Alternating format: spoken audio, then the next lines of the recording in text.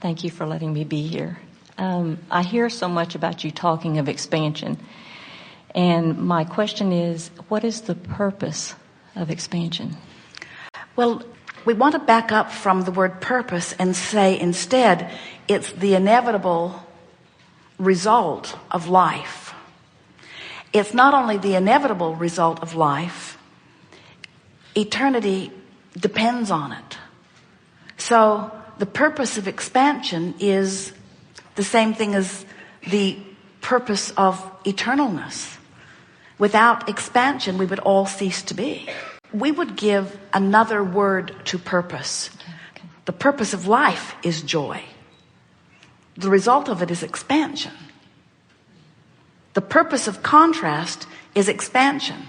But the purpose of expansion is riding that joyful river. It all exists for the joyful expansion. We say to our friends, there is a triad of intentions that you held when you made the decision to come. Freedom and growth and joy. And our physical friends say, ooh, growth, growth, growth. Yes, growth, growth. There's a very strong purpose in growth. And we say, yes, growth, but freedom and growth and joy. The basis is freedom. The objective is joy. The result is expansion. But we really can't separate one from the other, because without expansion, there can't be joy. And without joy, there can't be expansion. And without freedom, there couldn't be any of it. So is that the reason that my non-physical being didn't totally come with me to this existence here? The reason your non-physical being didn't totally come is because that's like saying... There would be no contrast. Oh, the contrast would be there, but that's like saying the electricity moves through the walls and I plug my toaster in. Why doesn't the electricity come and be a toaster? Because the source is the source of that which is the extension. In other words, there is no separation between what is non-physical and physical. It's just that non-physical is the resource. Here's how it works. So non-physical energy exists before you are born into this body. It's this eternal thing. Why is it eternal? It's eternal because some of you come forth, explore further, ask for more. When you ask for more, by law of attraction, more is summoned. So source is resourced. Source is refueled. In other words, you see how it's a cycle, how it all fits together? If you weren't here asking, source wouldn't keep expanding. And if source didn't keep expanding, then source wouldn't be there to flow the energy to you. In other words, you can't separate what's non-physical from what's physical. We're all in this together. We can feel your intensity of wanting to know what's it all for. Yes. What's it all for? You want there to be a reason for joy. And we say, why does there need to be a reason for joy? It feels good. Sometimes people say, I've been taught by my philosophy that I'm not supposed to want. That wanting and spiritual don't go together. And we say, and what do they tell you will be the result of this absence of desire? And they say, joy. And we say, isn't that a desire? We all exist and we all are supposed to feel good. And we all want to feel good. But we can't feel our very best unless we have expanded beyond where we are and we are moving toward that expansion. That is the feeling of joy. That's the feeling of life. That's what life is. Such a perfect system. Contrast causing you to ask for more, turning the direction of it, riding the river, feeling the exhilaration of it, standing in the new place where there's now more contrast to cause more expansion. Turning in the direction of it, riding the river of it, feeling the thrill of it, standing in the new place of the completion of that with a new set of contrasting experiences to cause a new asking. Just an eternal cycle of living and loving and living and loving and living and loving and living and loving. And we just have to tell you, it feels odd to us when someone says, what's that for? What could be more than living and loving and living and loving? What could be more than turning inside out with appreciation for someone? What could be more than positively expecting something and then watching the entire universe dance in orchestrated rhythm in order to help you accomplish it? What could be more than knowing the power of your beingness and the purity of your beingness? What could be more than knowing the worthiness of who you are, the invincibility of who you are? What could be better than coming into a new environment with a new set of things that you get to play with and figuring them out and setting forth your intentions and playing with others and all of their variety? What could be better?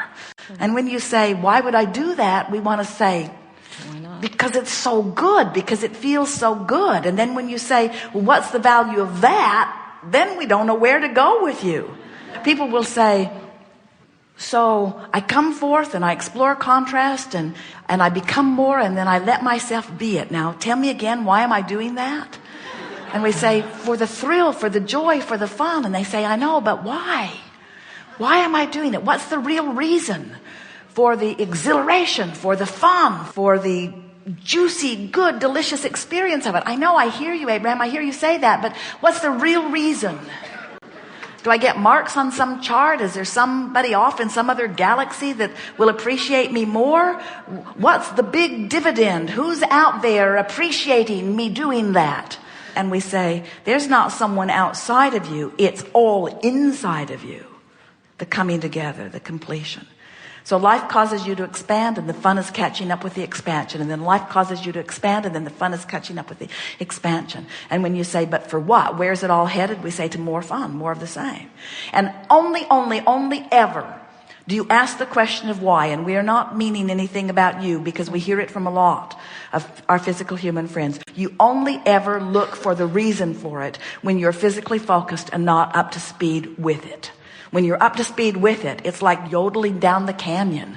In other words, you're not asking what's it all about in those moments of high exhilaration. You're just living what it's all about. The only time you ever ask what it's all about is when you're not quite up to speed with it. But when you're moving upstream rather than downstream, that's when you question, what's the purpose of it? This contrast that sometimes feels like something that you'd like to do without, that from your broader perspective, you don't want to do without it. In other words, you're asked for it. When you're standing over here vibrationally, all of that feels so worthwhile. Yes. But when you're standing in the absence of something you want, that's when you start questioning what that's all about, you see. Okay. We're not encouraging you to go out looking for strong contrast in order to live joyful life experiences. We're not asking you to stand in strong contrast in order to accommodate expansion and find joy. We want you to learn to control this gap. What you intended was contrast would inspire you and you would quickly turn then in the direction of the inspiration so that it would be a little contrast and a lot of river riding and a little contrast and a lot of river riding and a little contrast and a lot of river riding.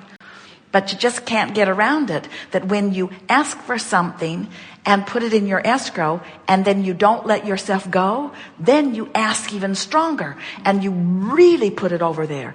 But if you don't let yourself go, then the contrast causes you to ask even stronger. And then when you finally let yourself go, it's a whale of a ride, you see. And frankly, we think that a lot of you like the drama of that. So you hold yourself apart from who you really are longer. It's like pulling a rubber band back, and then you let it go and you say, whee, that was really fun. And then you pull it back, and you say, what's it all about? Back. Why would I choose to do this? Back. Something screwy with law of attraction. Back. I'm sure Abraham doesn't know what they're talking about. Whee!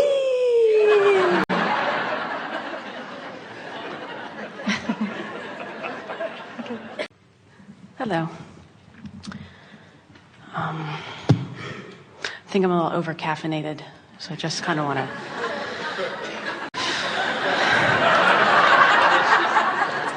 Any excuse will do.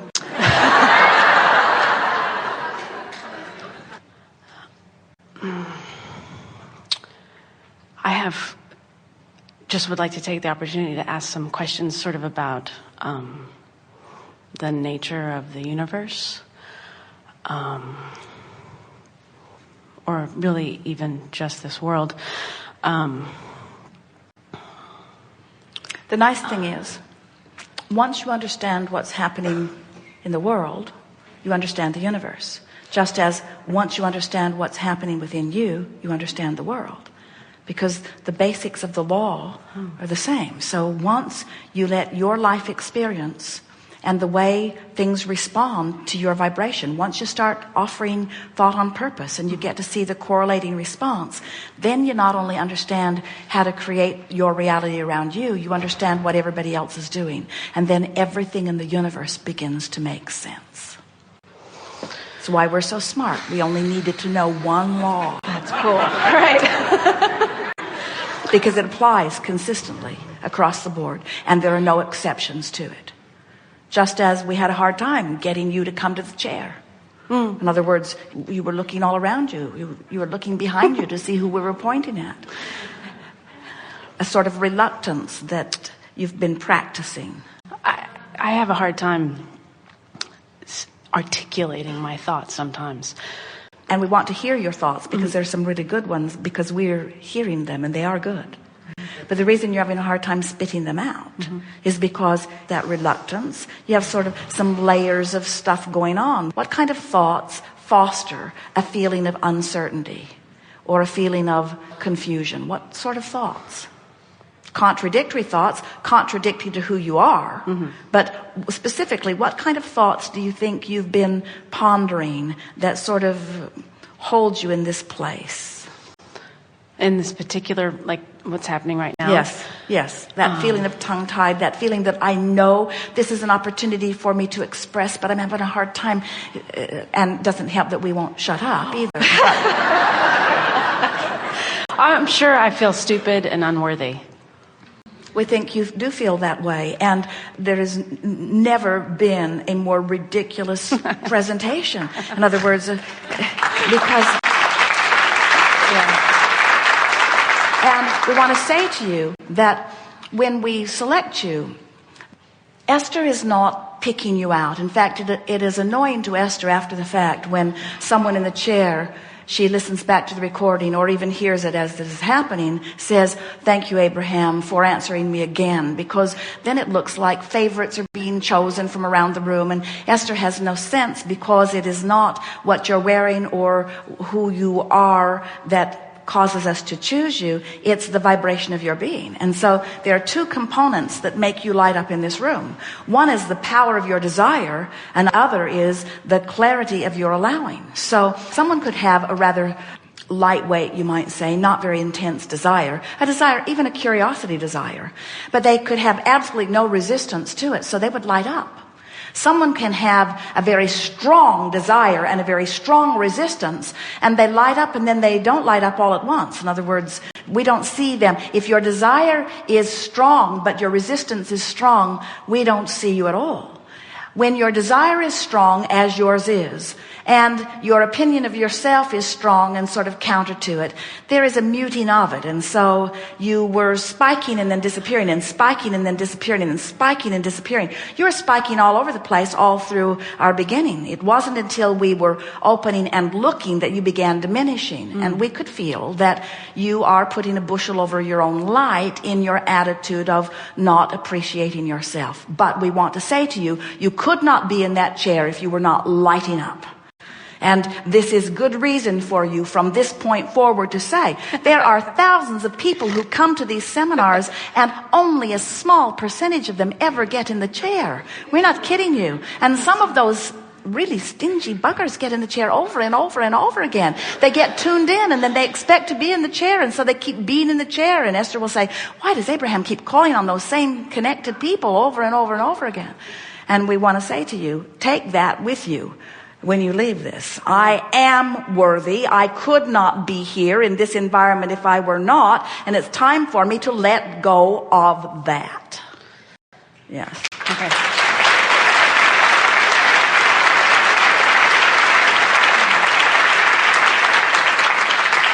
Unfortunately, we've used all your time, and we now... That's cool. No, I'm just kidding. I do have a question, and it's. I'm going to just sort of tell you a story, and it's Now something. look at her. Isn't she brighter? Can't you just feel it? In other words, you got tuned in. Now, before you tell us this story, Is it going to brighten you up or dim you down? Just think about it before you speak it. Okay. We know it's a good story and you tell it often, but new criteria now about the stories you tell. So what is the best possible use of this very narrow window of talking with infinite intelligence? I need to know.